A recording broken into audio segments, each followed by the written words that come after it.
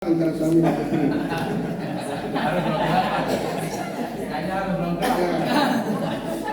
Jangan sampai itu beda antara honor gaji dan penghasilan, Pak. Jangan hanya kasih ini pegang untuk gajinya. Ternyata gajinya itu lebih banyak penghasilannya, Pak. Ekornya lebih panjang. Itu dia, Pak, itu. Apalagi itu, Pak. Ya, jadi rezeki itu kalau kita transparan kepada keluarga kita itu barokahnya banyak dan rezeki akan tambah banyak dan tambah banyak. Itu. Tapi kalau ada ruang-ruang gelap, apalagi ada amplop gelap, itu masalah. Jangan, Pak, jangan aja disampaikan. Ya Bu, ya benar ya. Jadi ruang gelap ya, ruang gelap. Satu waktu Hindun ini ikutnya Muawiyah bin Abu Sufyan. Santai saja, Pak. Di mana posisinya? Hindun ini pada masa perang Uhud yang mengambil hatinya Hamzah bin Abu Thalib, Abdul Muthalib. Tapi dia belakangan Muslim. Abu Sufyan itu musuh buyutan Nabi dan Hindu istrinya. Tetapi dia belakangan Muslim semua, mu'alaf. Ketika dia mu'alaf, Hindun ini lapor kepada Rasul. Karena Abu Sufyan itu sangat kikir meskipun dia kaya. Abu Sufyan, ayahnya Muawiyah bin Abu Sufyan. Jadi jangan seperti Abu Sufyan, Pak, dalam rezeki itu. Usahakan memberikan nafkah kepada istri kita itu melampaui ekspektasinya. Kalau istri mengusulkan 500.000, kasihlah 1 juta.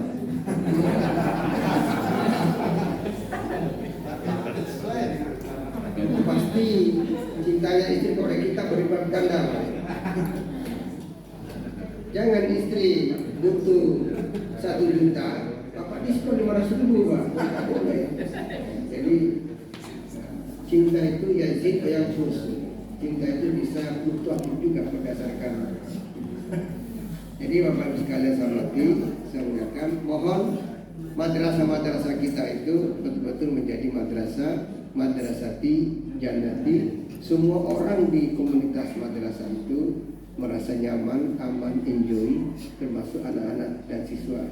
Ciptakanlah madrasah itu tidak ada tempat yang anak-anak tidak nyaman. Ciptakan madrasah kita, tidak ada tempat bagi guru-guru kita tidak nyaman. Itu salah satu ekosistem yang kita harus ciptakan di madrasah kita. Setelah habitus ini jadi, maka kita melangkah kepada kualitas atau kompetensi.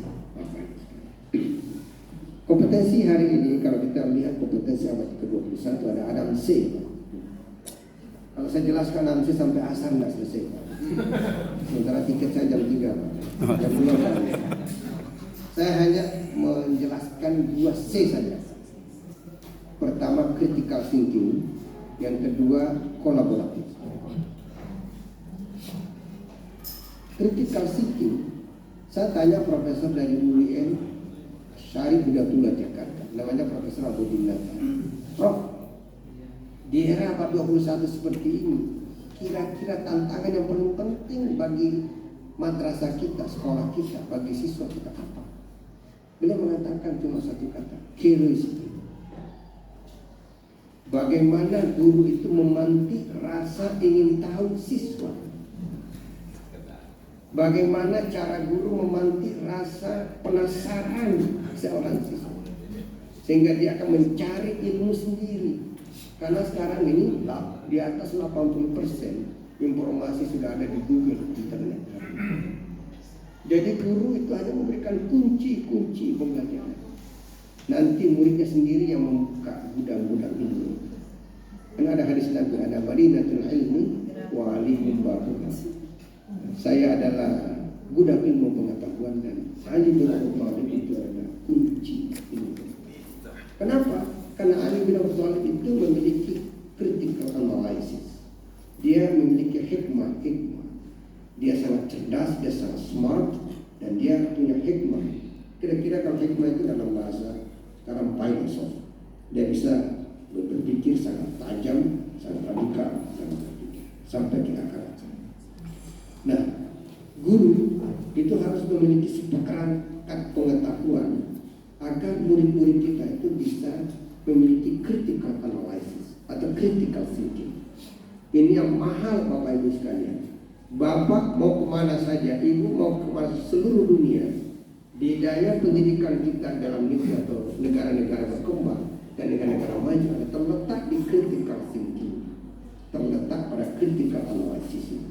Itulah sebabnya sekarang guru-guru kalau ujian PJJ atau ujian USKA kemarin itu lebih banyak cerita Pak.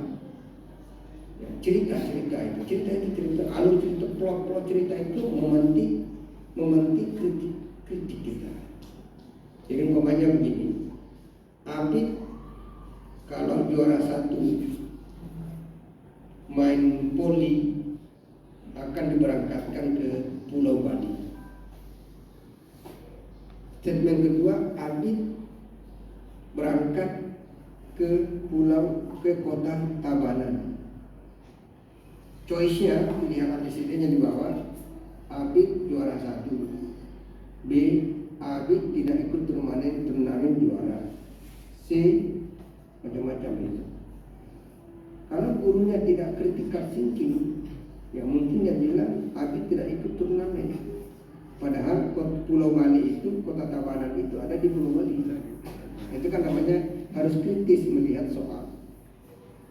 Jadi ini harus betul-betul kita pastikan kepada peserta didik kita, nyampe itu critical thinking kepada anak-anak kita. Bapak mau lihat betapa sekarang orang sampai seorang sarjana pun terkadang orang terkecoh dengan berita-berita hoax. Kenapa? Karena nggak nalar Pak. Ada orang menerima berita belum dibaca langsung di-share Pak.